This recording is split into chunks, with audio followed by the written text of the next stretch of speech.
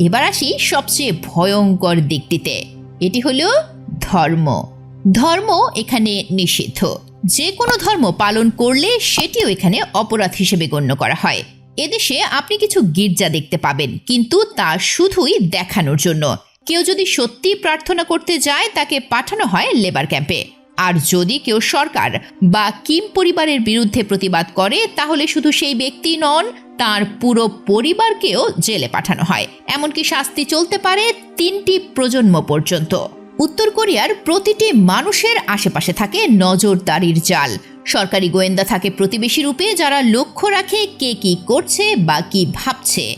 এখানে শাস্তি শুধু কাজের জন্যই নয়, চিন্তার জন্যও দেওয়া হয়। যদি কারো মনে সন্দেহজনক কিছু আসে বা কেউ সেটা রিপোর্ট করে, তাহলেই বিপদের কারণ। এখানে কেউ অন্যরকম ভাবলে তার ভবিষ্যৎ মুছে যেতে পারে।